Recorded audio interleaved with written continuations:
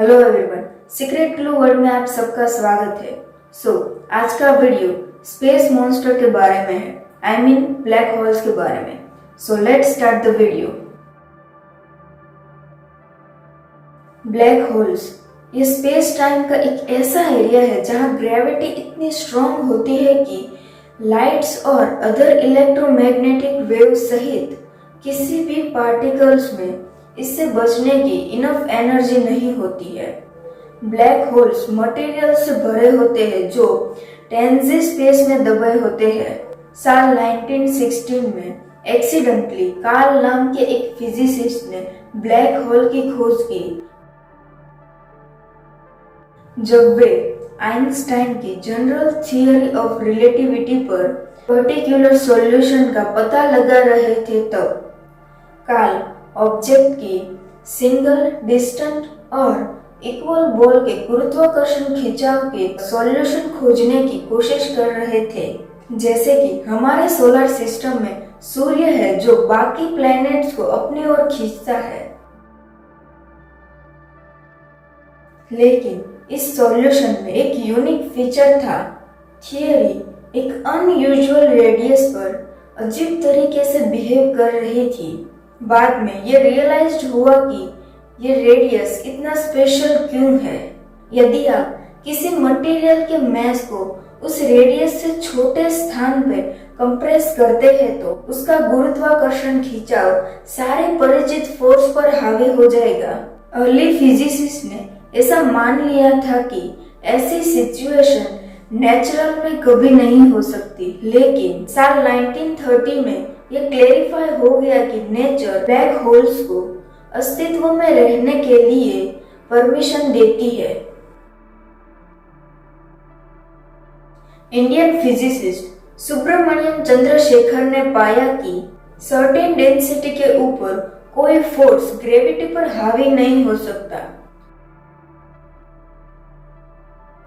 हालांकि black holes सबसे last situation में ही क्रिएट होते हैं।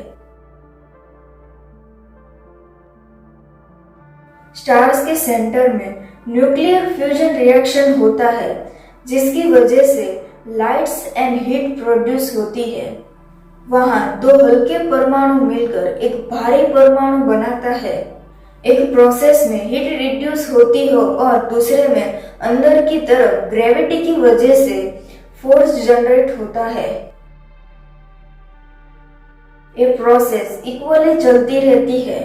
अब लंबे समय तक ये प्रोसेस चलने के बाद स्टार्स में हीट रिड्यूस होना कम हो जाता है, जिसकी वजह से स्टार की साइज बड़ी हो जाती है, क्योंकि ग्रेविटी और हीट रिड्यूस प्रोसेस इक्वली नहीं होने पर स्टार अपने आसपास के पार्टिकल्स को अपनी ओर खींचता है। इस प्रकार स्टार हमारे सूर्य से 8 गुना बड़ा या उससे भी ज्यादा बड़ा हो जाता है।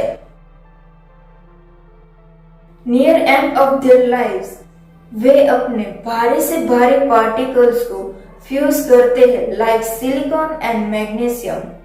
इवेंचुअली वे स्टार्स लोहा बनाना स्टार्ट करते हैं। Here is the problem, fusing iron को रिड्यूस हो रही एनर्जी से कई ज्यादा एनर्जी की जरूरत होती है, और इसीलिए एट दैट पॉइंट कोई भी मटेरियल स्टार मेट के आंतरिक गुरुत्वाकर्षण खिंचाव को बैलेंस नहीं कर सकता है। इसी प्रकार हेवी स्टार्स अपने आप ही टूट जाते हैं और यहीं पर एक बड़ा स्टार अपनी ही ग्रेविटी की वजह से एक ब्लैक होल बन जाता है, जो कि कोई भी फोर्स स्टार को टूटने से नहीं रोक सकता। और एक बार जो कोई मटेरियल फॉर्म ब्लैक होल बन जाता है तो ये तब तक स्क्वीज करता रहता है जब तक इसमें कोई अनोखापन ना आ जाए। ब्लैक होल के आसपास एक ऑरेंज कलर की गोलाकार बाउंड्रीज बनती है जो ब्लैक होल के एंट्रेंस को मार्क करती है। अगर कोई ब्लैक होल के ग्रेविटेशनल एरिया में आ जाता है तो वो कभी बाहर नहीं जा पाता। अगर उससे बचना हो तो लाइट की स्पीड से भी तेज ट्रैवल करना पड़ेगा, और चूंकि लाइट की स्पीड से कोई तेज नहीं है, इसीलिए वो ब्लैक होल की ओर खींचा चला जाता है। मेनली ब्लैक होल 4 प्रकार के होते हैं, जिसमें से एक सुपर मैसिव ब्लैक होल है, जिसमें हमारे सूर्य के मैस से लाखों गुना अधिक मैस है। ये ब्लैक होल्स अपने आसपास के मटेरियल्स को खाकर और बाकी ब्लैक होल के साथ फ्यूजन करके बनते हैं। ब्लैक होल्स खाली जगह के अलावा कुछ भी नहीं है। ब्लैक होल्स के अंदर कोई गया तो उसे लॉट्स ऑफ मैस एक छोटे पॉइंट पर जो एंडलेस है वहां तक दबा हुआ मिलेगा। ब्लैक होल्स की ग्रेविटेशनल फोर्स नेचुरली किसी भी मैस को अपनी ओर ले जाएगी और इससे कोई फर्क नहीं पड़ता कि आप किस दिशा से ट्रैवल कर रहे हैं या आप उससे बचने के लिए कितना स्ट्रगल कर रहे हैं। ये गारंटेड है कि आप कुछ ही समय में ब्लैक होल्स तक पहुंच जाएंगे। एज एक्सप्लेन बाय जिला एक जॉइंट इंस्टीट्यूट है जो यूनिवर्सिटी ऑफ कोलोराडो और the national institute of standard and technology से बनी है। फिजिसिस्ट नहीं जानते कि ब्लैक होल पर एग्जैक्टली क्या होता है, क्योंकि ये इतना एक्सट्रीम एनवायरनमेंट है कि हमारी सारी करंट फिजिक्स नॉलेज नष्ट हो जाएगी। ब्लैक होल्स के अंदरूनी हिस्सों के बारे में कम नॉलेज होने के बावजूद फिजिसिस्ट का कहना है कि ब्लैक होल्स एग्जिस्ट करते हैं। नासा ने एक्सप्लेन किया कि इस बात का पहला एविडेंस सिग्नस X1 के रूप में आया, जो 6000 प्रकाश वर्ष दूर एक एक्सरे का ब्राइट सोर्स है।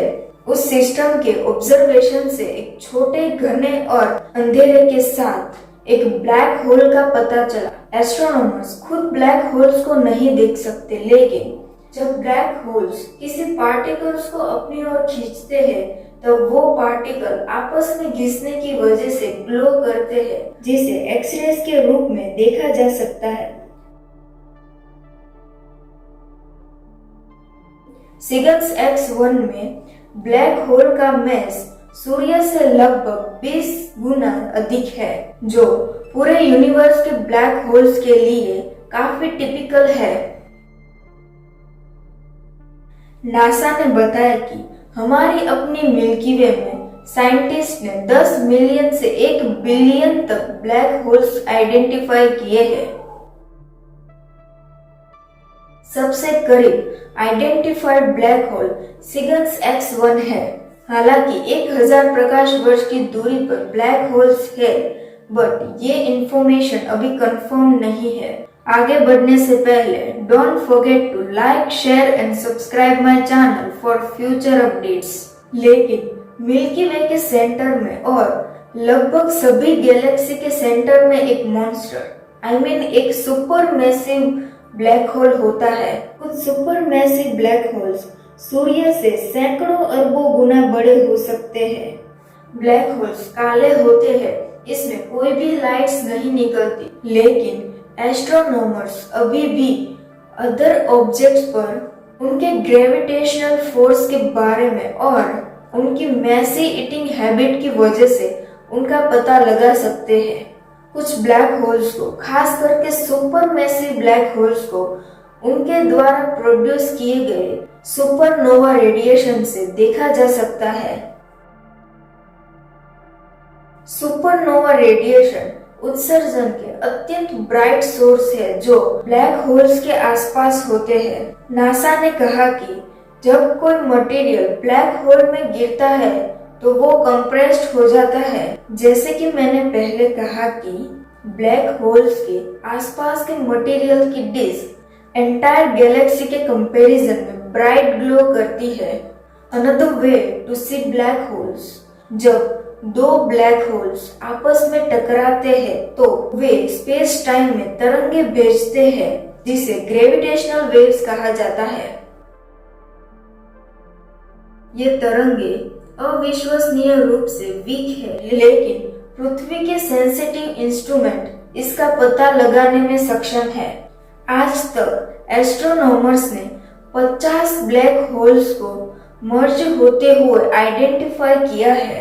सिर्फ 2019 में real image of black holes का निर्माण हुआ, जब एस्ट्रोनॉमर्स ने इवेंट हॉरिजन टेलीस्कोप का यूज किया था, जो पूरी पृथ्वी पर फैले हुई डिशेस का एक नेटवर्क है। सूर्य से 3 बिलियन टाइम हैवी और 50 मिलियन प्रकाश वर्ष दूर एक गैलेक्सी में M87 की इमेज मिली। उस इमेज में एक डिस्टॉर्टेड ऑरेंज डोनेट जैसा दिखता है, जो कि ब्लैक होल्स की इमेज लेना इम्पॉसिबल है, क्योंकि ब्लैक होल से कोई भी लाइट नहीं बच सकती या ब्लैक होल्स में कोई भी लाइट्स नहीं होती।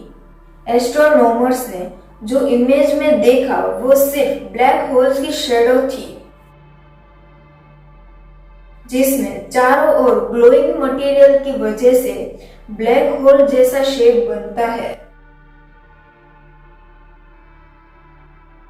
ये एक अच्छी बात है कि नजदीक से नजदीक ब्लैक होल्स हमसे हजारों प्रकाश वर्ष दूर है। दूर से ये ब्लैक होल्स यूनिवर्स में अदर ऑब्जेक्ट की तरह ही एक्ट करते हैं। इनफैक्ट आप सूर्य को सोलर मैस वाले ब्लैक होल से बदल दे तो पृथ्वी की कक्षा पूरी तरह से बदल जाएगी। ब्लैक होल्स के पास ग्रेविटेशनल फोर्स इतना स्ट्रॉन्ग होता है कि आप ब्लैक होल की बाउंड्री तक पहुंचने से पहले सिर से पैर तक पार्टिकल्स की पतली लंबी लेयर्स में खींचे चले जाएंगे।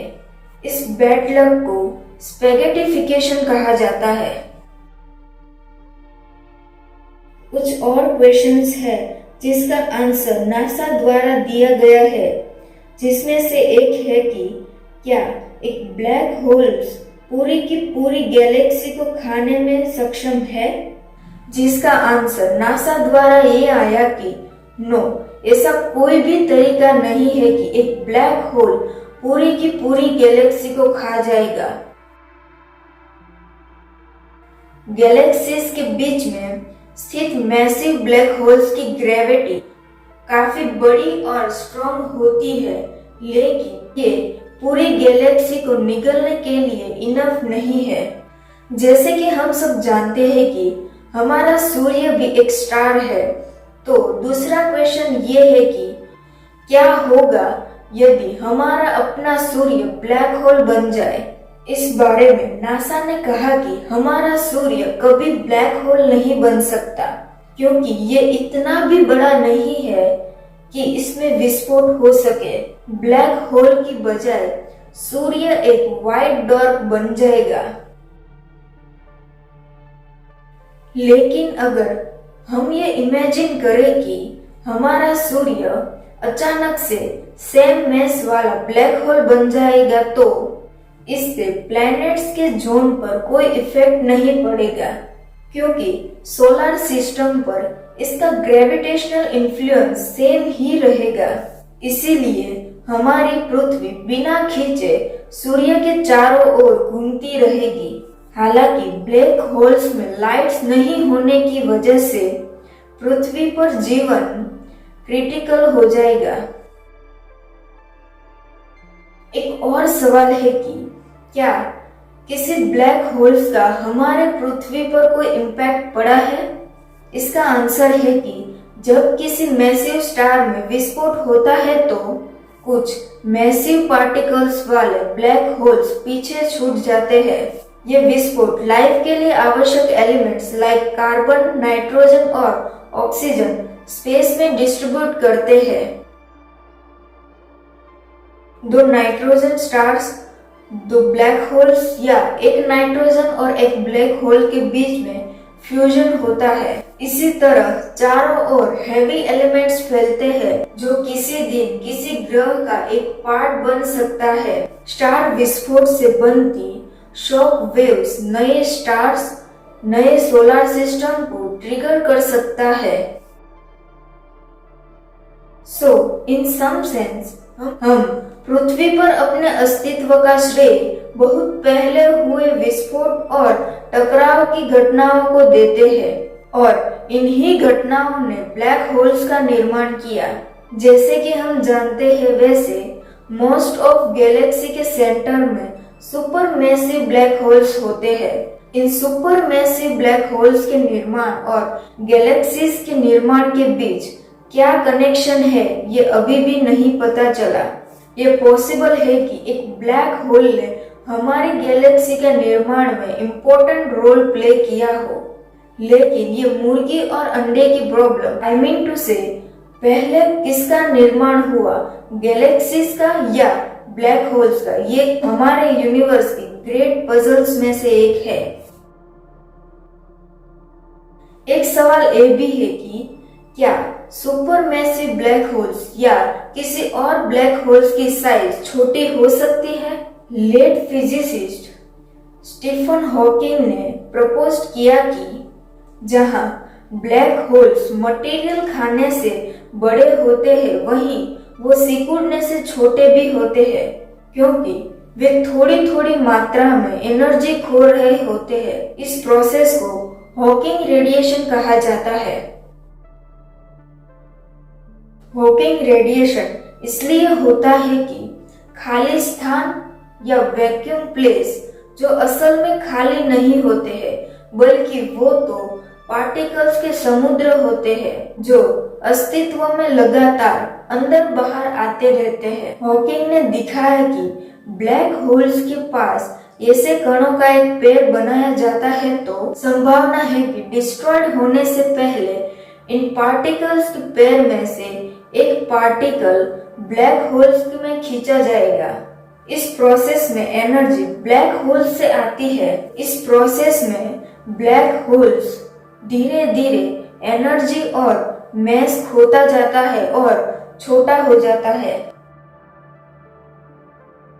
थियरी के मुताबिक ब्लैक होल्स हॉकिंग रेडिएशन के माध्यम से गायब हो जाएंगे, लेकिन अधिकतर ब्लैक होल्स जिसे हम जानते हैं उसे गायब होने में यूनिवर्स की संपूर्ण एज से भी कहीं ज्यादा समय लगेगा। सुपर मैसिव ब्लैक होल्स यहाँ तक कि हमारे सूर्य से कुछ गुना बड़े ब्लैक होल्स भी लंबे समय तक मौजूद रहेंगे। तो इसी के साथ आज का वीडियो यहीं पर खत्म होता है। Until next time, stay tuned and take care of yourself.